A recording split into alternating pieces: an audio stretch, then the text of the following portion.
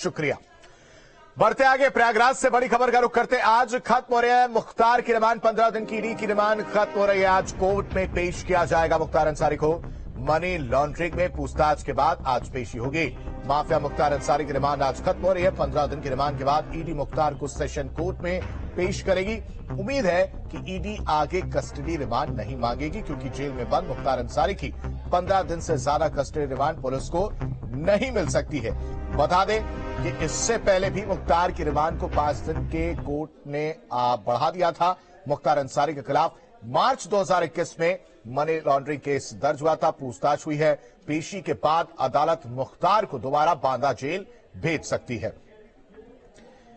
मानवेंद्र इस खबर पर ज्यादा अपडेट के साथ हमारे साथ लाइव कनेक्ट हो चुके हैं। मानवेंद्र का रुख करते हैं ज्यादा समझने के लिए। मानवेंद्र, अब ये बात तो साफ है कि 15 दिन की रिमांड जो है वो खत्म हो रही है। आगे रिमांड जो है वो ईडी नहीं ले सकती है। ऐसे में अब ये जो पूरा केस है किस तरह से आगे जाएगा, और क्या ईडी संतुष्ट है अब तक के जवाब से, जिस तरह से मुख्तार अंसारी ने जो भी जवाब दिए हैं?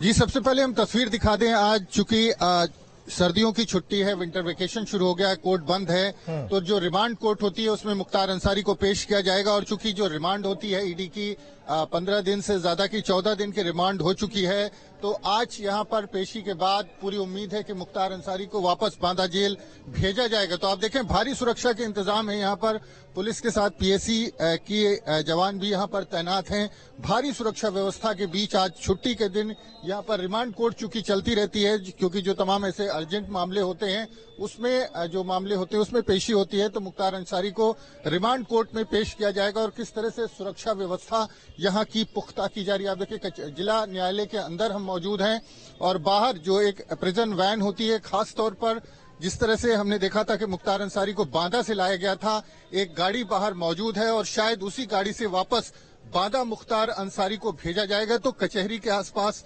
भारी सुरक्षा तैनात है और थोड़ी देर में मुख्तार अंसारी 11:30 बजे का समय दिया है यहां पर आने के लिए। तो 11:30 के आसपास मुख्तार अंसारी के पहुंचने की पूरी संभावना है। उसके बाद यहां से पेश करने के बाद, रिमांड कोर्ट में पेश करने के बाद वापस भेजा जाना है। तो आप देखेंगे यहाँ पर एक van, prison van, high security prison van है, उसको रखा गया है। तो पूरी इस बात की संभावना है कि इसी गाड़ी से मुख्तार अंसारी को वापस बांदा जेल भेजा जाएगा। और पूरे इस इलाके में भारी सुरक्षा व्यवस्था है। तो इसी तरह की गाड़ी से मुख्तार अंसारी को लाया गया था बांदा से, और अब वापस जो रिमांड कोर्ट है हमारे ठीक सामने, वहां पर पेश करने के बाद मुख्तार अंसारी को वापस भेज दिया जाएगा।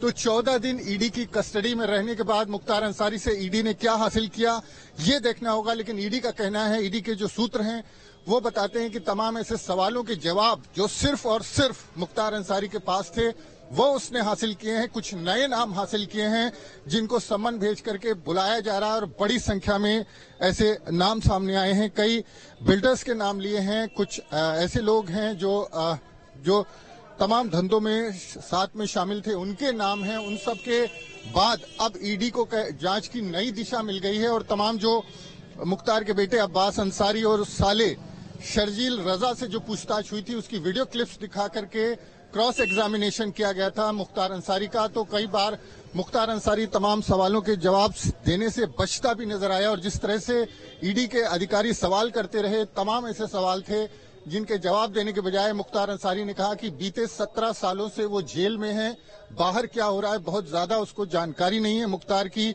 फरार पत्नी आफशा अंसारी के बारे में पूछा गया तो मुख्तार अंसारी का ये कहना था कि हम चूंकि 17 साल से जेलों में, हमारे पास इस बात की ज्यादा जानकारी नहीं है। और विकास कंस्ट्रक्शन की बात कर लें, आगाज कंस्ट्रक्शन की बात कर लें, उसमें पैसे के इन्वेस्टमेंट की बात कर लें, अब्बास अंसारी की प्रॉपर्टी की बात कर लें, तमाम ऐसे पॉइंट्स थे जिसको लेकर के मुख्तार से सवाल जवाब हुए थे। ईडी के सूत्र बताते हैं कि तमाम पॉइंट्स पर उनको काफी महत्वपूर्ण जानकारी मिली है, और जो मनी लॉन्ड्रिंग का ये पूरा मामला है इसको नई दिशा मिली है। तो ईडी का कहना है कि जो ये पूरी पेशी हुई थी इससे काफी जो सवाल थे उनके जवाब मिले हैं, और जो मामला है उसमें पुख्ता सबूत जुटाने में मदद मिलेगी और जो दोषी हैं उनको सजा भी दिलाई जा सकेगी। तो ऐसे में जब थोड़ी देर में मुख्तार अंसारी की यहाँ पर पेशी होगी, वापस बांदा जेल भेजा जाएगा उसके बाद देखना होगा कि ईडी की जांच किस दिशा में आगे चलती है, किस तरह से जो नए नाम सामने आए उभर के उनको समन किया जाता है, उनको बुलाया जाता है। ट्रांसपोर्टर हैं, बिल्डर्स हैं, कुछ नेता हैं, एक पूर्वांचल के एक सांसद हैं जिनका नाम सामने आया था जो जेल में बंद हैं, और तमाम ऐसे नाम हैं जो इस पूरे मामले में निकल करके सामने आए हैं। तो उनके सहारे अब ये जांच आगे बढ़ेगी। लेकिन उसके पहले आज जो है मुख्तार की एक तरह से कह सकते हैं ईडी की कस्टडी पूरी हो जाएगी और वापस मुख्तार अंसारी को भेज दिया जाएगा। और उसके पहले यहाँ पर अगर आप देखें तो भारी संख्या में फोर्स जो है वो तैनात है। तमाम जो अधिकारी हैं वो यहाँ पर मौजूद हैं ताकि जो सिक्योरिटी का कंसर्न है पुलिस का, और जिस तरह से मुख्तार जो है हाई सिक्योरिटी में मुख्तार को रखा जाता है, ध्यान दिया जाता है। कई गैंग्स, राइवल गैंग्स हैं मुख्तार के, तमाम दुश्मनियां हैं।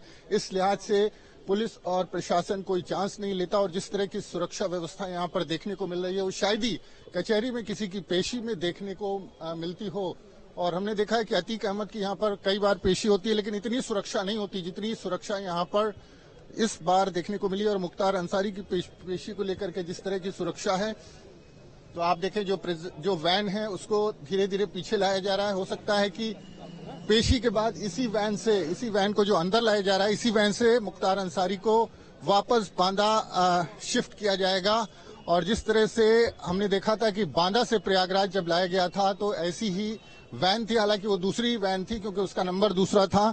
इस बार ये वैन मुख्तार अंसारी को लेकर के वापस बांदा जा सकती है और इसको धीरे से अंदर कचहरी की तरफ लाया जाएगा, पास में रखा जाएगा। आप देखें कि तो कचहरी की तरफ धीरे धीरे उसको मूव किया जा रहा है। 11:30 के आसपास तक का संभावित समय है जब मुख्तार अंसारी की कचहरी में पेशी होगी। तो देखिए जो वैन है, प्रिजन वैन है, उसको प्लेस किया जा रहा है कचहरी के पास, इसको रखा जाएगा क्योंकि पेशी के बाद इसी गाड़ी से मुख्तार अंसारी को वापस बांदा जेल शिफ्ट किया जाएगा और गाड़ी को कचहरी के अंदर ले जाया जा रहा है। थोड़ी देर में यहाँ पर मुख्तार को पेश किया जाएगा और मुख्तार की